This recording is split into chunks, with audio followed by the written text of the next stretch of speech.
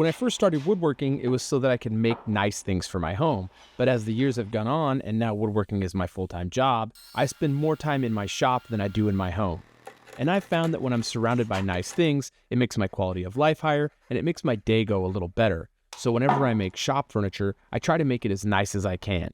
And this chisel cabinet is no exception. I wanted it to be something that every time I see it, it brings me joy. This is the chisel rack I've been using for the last year or so, and it was fine, but I didn't like that when you'd go to reach and pick up a chisel, that your hand would basically have to hit the one above it, and I keep my chisels really sharp. So I took everything apart, and then I took all of my chisels, and I started measuring them so I can get an idea about what the layout would need to be in the new cabinet. Now I'm only keeping some of my chisels. The other chisels, I'm just not using them anymore. These are the ones I primarily use. So I'm actually going to be giving those other ones away to my patrons. Once I figured out how I wanted the cabinet to look and the layout figured out, I went over to my CAD software and I started drawing up what I wanted. I did decide that I wanted to do dovetails on this because I'm kind of obsessed with them, and I have a through mortise and tenon there to hold that middle shelf up. What I came up with is a cabinet that's made of 6 parts, and it's 25 inches tall, 13 inches wide, and 6 inches deep. All of the material is a 1/2 inch thick, except for the back panel, which is a 1/4 inch thick. I'm making my cabinet out of Bastogne walnut because I wanted it to be really fancy, but it really doesn't matter what it's made out of, as long as it's made out of Bastogne walnut. The goal here was to make a cabinet that looks great and makes it easy for me to get to my chisels because I use them all the time. So I picked out some beautiful pieces of scrap Bastogne and I started breaking it down. If you're new to woodworking, this process is called milling. It's when you take rough wood and you make it square on all sides. You're not turning it into a square, but you're making all the edges square with each other so that they're perfectly 90 degrees. It's funny because when I first started woodworking, I loved the milling process, and I still like it. I like taking a rough piece of wood and exposing that beautiful grain. But now, milling has become more of an errand or a chore. It's just stock prep at this point. It's a way for me to get to what I consider to be the real woodworking, which is joinery. You can see there that I just realized I forgot to open my blast gate for my table saw. I gotta fix that real quick. But anyway, I was saying that joinery has become my favorite part of the woodworking process. I also really enjoy design, and I love figuring out how I'm going to build things and the assembly, but joinery is the thing I love most, and that's because I've really, as of late, fallen in love with hand tool woodworking. Whoa, speed zoom.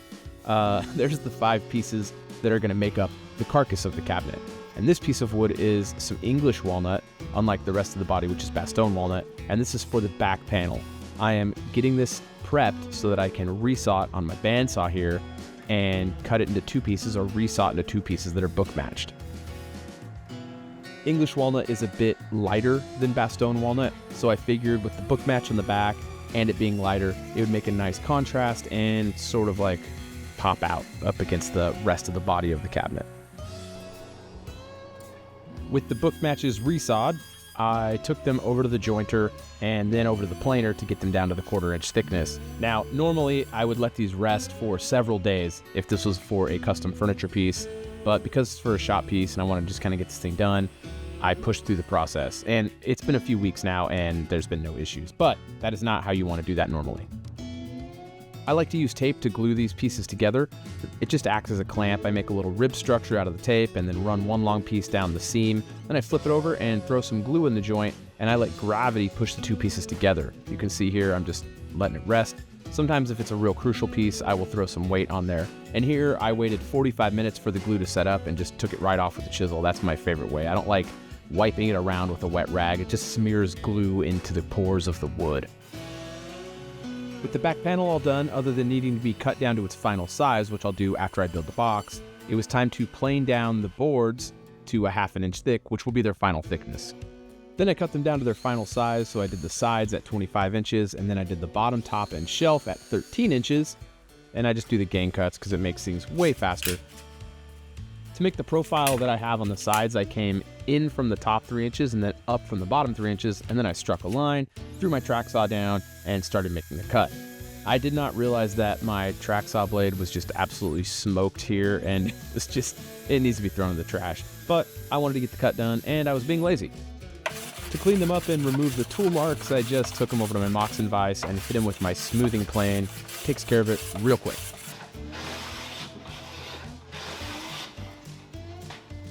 I used a marking gauge to mark up all the joinery for the case. Like I said earlier, I'm using dovetails. And then I used this white chalk pencil crayon thing to identify all the parts for the case. It's really easy for me to forget what goes what and what faces where, so I try to commit nothing to memory and write it on the piece. For my tails, I like to use this jig that I have for my bandsaw. I made it, I think I saw it from Matt Cremona had made it, and I've been using it for a few years. But lately I've been doing a lot more dovetails, and it's come in really handy. What's really cool about that jig is that you don't do any measuring, you just do it by eye. You set your shoulder and then you flip the piece end over end or across the width to get all of your tails cut, and it's all symmetrical and it looks really nice. What I realized when I was cutting my dovetails though is that I should have cut that profile off that I did with the track saw after I did my dovetails, because now I didn't have a square piece of wood to flip about the center, and it made getting the dovetails exactly the same really hard. In fact, I had to do some of them by hand, which isn't a problem. It's just a little bit slower, and I'd rather just do all the joinery with the same tool. With the tails all cut, I used this fret saw to remove the remaining waste so I could make space for the pins to complete the joint. Then I cleaned up the rest of the waste with the chisel right up to that marking line, and I used this carpenter's square to make sure that everything's all lined up for when I transfer my lines over for the pins. So I'm making marks there, and the material in between those marks needs to get removed so that I can fit those dovetails into this piece of wood. So I transfer the lines down the face so I can take it over to the table saw, and then I use the table saw to remove the bulk of the waste. Once I've removed the bulk of the waste, I take it over to my router table, which has a pattern bit on it, and I use the pattern bit to remove the little bit of waste left to take me right up to that marking line. And because the table saw makes a straight line and the dovetails are angled, I use the chisel to cut those angles in and get everything nice, perfectly fitted. That's good. I did a quick little Julia Louis dry fits and everything was ready to rock. I added a 1/4 inch groove that was a 1/2 inch in from the back of the sides and the top and bottom so that I could capture the back panel into it. I used a router bit to cut the grooves so it leaves a radius in the corners of the grooves. So I go back with a chisel and square those off, and I also sneak up to where I need those grooves to be, because honestly, I'm kind of afraid to do a lot of that with the router bit because it will probably blow out that dovetail, or in this case, the pin. And now that I've got a better idea about what the final size of my cabinet is going to be, I take the back panel over to the table saw and cut it down to not quite its final dimension, but a really close final dimension. And then I start doing a dry fit to see how everything's fitting, and it gives me a better idea of how much material I need to remove off the back panel. This is called sneaking up on the cut. I love doing this and make sure I don't accidentally cut too much material off and make my panel too small. The panel was indeed too big, so I took it back over to the table saw and I cut a little bit of material off, and then I did another dry fit. I ended up doing this about 3 times before I got it exactly where I needed it to be, but by doing this, I ensured that everything was a perfect fit and that the panel could move around in those grooves just the right amount without slipping out, but still being captured in the carcass so that it looks good for the life of the piece. The next step was to figure out where the shelf was going to go, and oddly enough, it was exactly on center for the cabinet, which is nice. It doesn't really matter for anything I need to do, but it's nice to know that it's perfectly symmetrical. I didn't actually go into this with a plan as to how I was going to do the mortise for the shelf. I just knew I wanted to do it through mortise and tenon. And I'm not saying I invented this method or anything like that. This isn't like a wholly new way to do mortises, but I really like the way I did this. So what I did is I set up a template, essentially. I used some scrap plywood and I put some double-sided tape on it, and I made sure it was square by using a square and referencing off the back, which is straight. I then used a 3/8 inch setup block to make a space between the other piece of scrap wood. And then with 2 other pieces of scrap, I used CA glue and attached it directly to the wood because I knew I was going to sand it away. And I made a complete boundary so that I could make this mortise without going outside of that. And the reason I made the space 3/8 of an inch is because I was using a 3/8 bushing on my router with a 1/4 inch bit, so that the bit drops down on center and makes a 1/4 inch mortise into the wood. And after a few passes with the router, the mortise was done very easily, and I was able to get the mortise done on both pieces at the same time because you can see they're clamped there together. I took the template off, and there was a little bit of CA glue residue left behind, but that sanded off very easily when I was doing the finishing process. Then I grabbed a 1/4 inch chisel and I got rid of those rounded corners because I wanted to do a square tenon for this. Then I took the shelf over to the bandsaw so I could add the tenons to it. Basically, all I'm doing here is using the bandsaw to make notches on the ends of the board.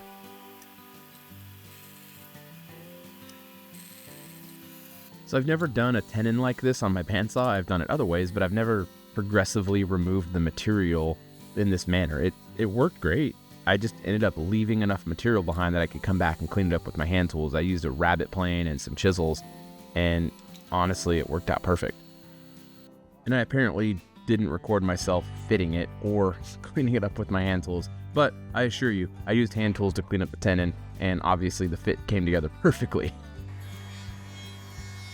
So I grabbed an offcut from the cabinet and I started prepping the stock to make the little pieces of wood that I'm going to put the magnets in to hold up the chisels. After I ripped down those two pieces, I set the fence to 1/8 of an inch from the blade, and then I took the drops and I cut little nosings off that were 1/8 of an inch thick so that I could put them on the front, and those are what was going to be what covers up the magnets. Then I set the blade height to the exact thickness of the magnets just by feeling it there. I turned this off when I did this. You don't want that to turn on when you're doing that. That'd be a huge bummer. Then I set the fence so that the blade was as close to the center of the piece of wood as possible so I could run the board through, flip it around, and then run it through on the other side, and that would make it so that I'm cutting from the middle out. And as I would make my cuts, I would slightly move the fence out, make the cut again, and then I would check to see how close I was to making it so the magnet would fit in there. And I just repeated this process over and over until the magnets fit in there exactly. To attach these pieces of wood to the cabinet, I decided again to use mortise and tenon, and it was back over to the bandsaw to cut out the notches and then add the tenons to these little pieces of wood.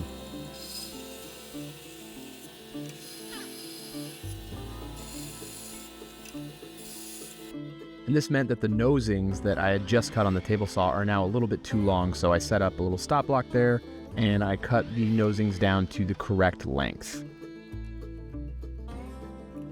Attaching the magnets into the little groove there was super simple. I just used CA glue, and then I put regular wood glue over the nosings and just attached those right over the top of them.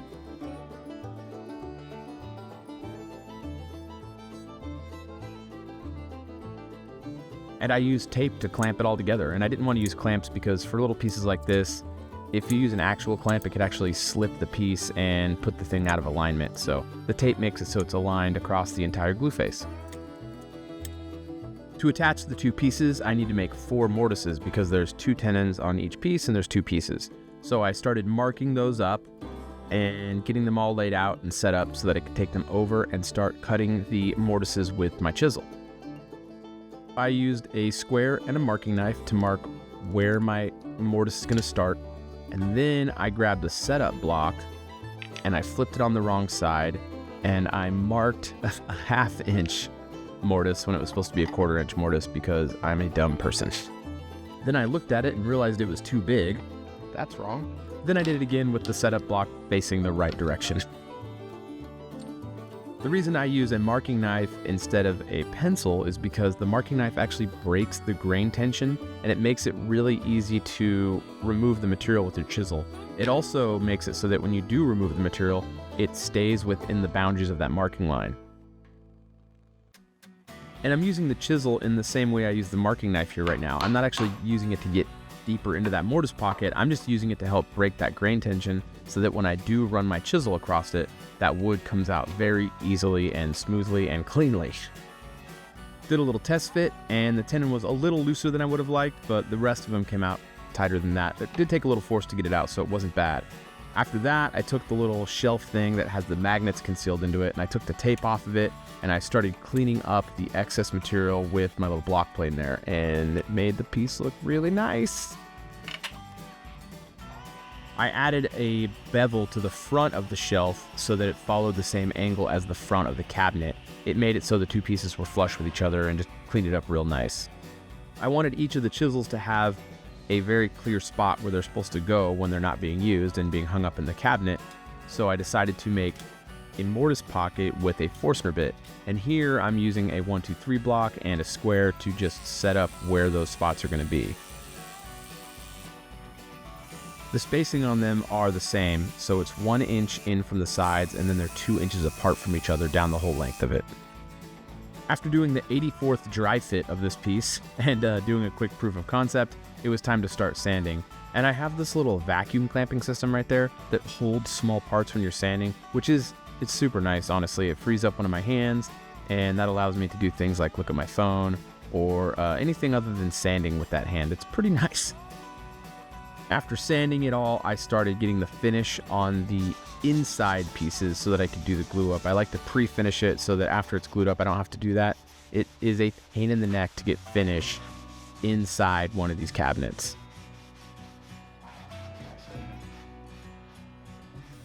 For the glue up, I used hide glue. I'm honestly like a full convert on hide glue. This stuff is really nice. I haven't had to break a piece down, but hide glue has the option to be able to break it down should you ever need to replace anything in the piece you're building. Also, it has a long open time, and it kind of lubricates the joint when you're putting it together. It doesn't start to get tacky real quick, so you can work with it longer and not have to worry about the thing setting up too fast. Once I got it in clamps, I left it in clamps for about 4 hours, and then I came back and I started sanding the exterior. And man, that process went really fast because I didn't have to do any of the inside stuff. That was already done. And I realized that I wanted to have the top of the shelf have a little under bevel, and I forgot to put that on there. So I grabbed my little block plane and I started adding that by hand, and I really like how it looks and how it came out. I noticed that the side had some damage to it, so I grabbed one of my newest hand tools, which is this chisel plane, and I started cleaning that up and making it look really nice. And it's always nice to be able to break out one of the new tools. For the finish on this, I'm using a product that I've used a few times now, but it's pretty new to me. It's called Natura 1. It's another entry into the ever-growing line of hard wax oil finishes. I actually really do like this product. It doesn't smell much, and it's a very nice flat finish at the end. Price is also very, very good. From the very inception of this piece, I knew I was going to use French cleats to hold it up, but for some reason I forgot to figure out how I was going to do that. So I had to go grab my pocket hole machine and add pocket holes to it and attach it that way.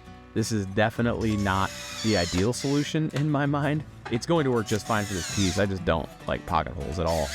I would have rather have done mortise and tenon on this, but I just completely forgot to do it, and this was the only option I had. Install was really easy. It's just 3 randomly placed screws. I just had to make sure that that female cleat that goes on the wall was at the right height so that the top of this cabinet was at the same height as the top of the other cabinet. And then all that was left was to just put all the chisels in their new home and just bask in the glory of my new chisel cabinet.